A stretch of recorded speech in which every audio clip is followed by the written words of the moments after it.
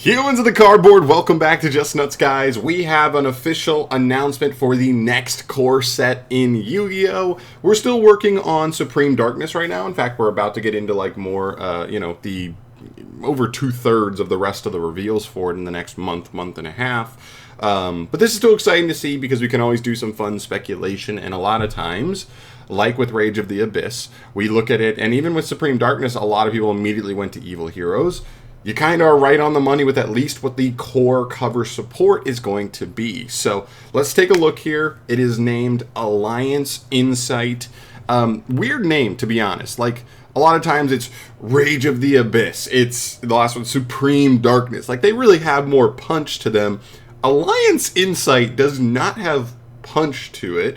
But I think I'm okay with that because, like, sometimes it is a little overly anime-y named. You know what I mean? Most of them all sound like an attack from one of the monsters represented in the set, but this one not so much. But that's totally fine. All right. Anyway, they say, I wonder if the name is a hint to anything. Nah.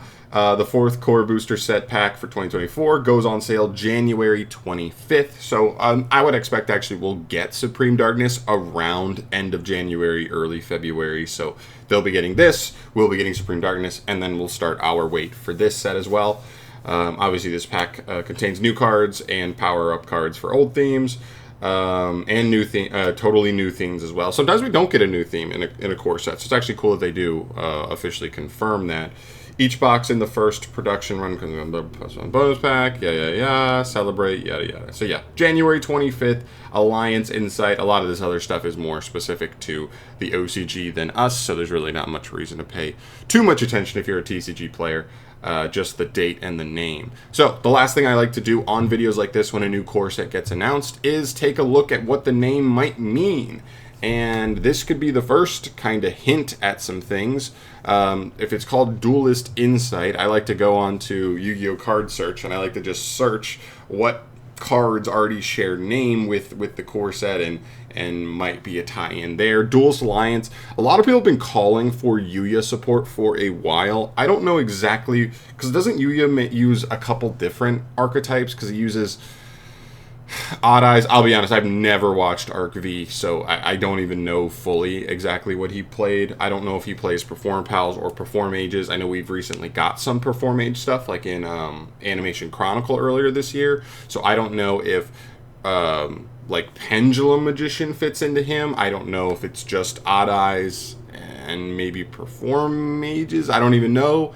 I really don't even know. So I do know Odd Eyes is in there, and this card kind of, Pendulum sounds about right. It's been a while since we've gotten Pendulum stuff. Basically since the Zark support, like last year, I think we really haven't seen much Pendulum stuff at all.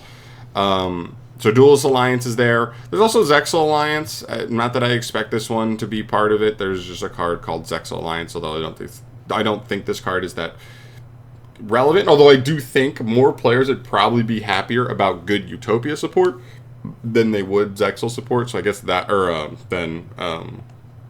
like Odd Eye support probably. Chthonian Alliance is another card.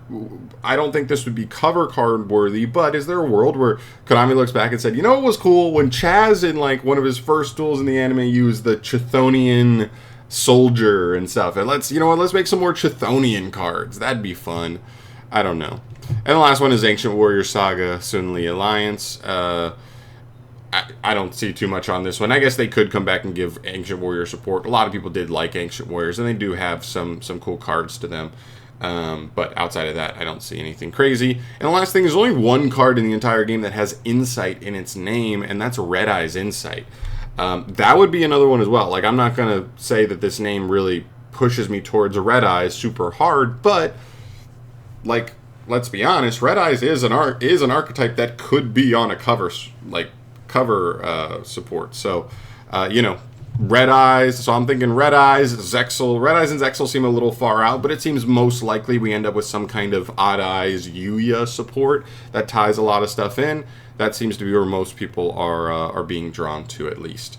early on. So there you go. Really cool. Let me know your guys' thoughts down below. Is there any other, I don't know, archetypes that you think make sense to get support in this set based on the name, or actually like a weird oddball that I'm not thinking of that you think could straight up be the cover support?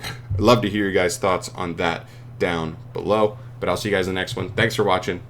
Peace.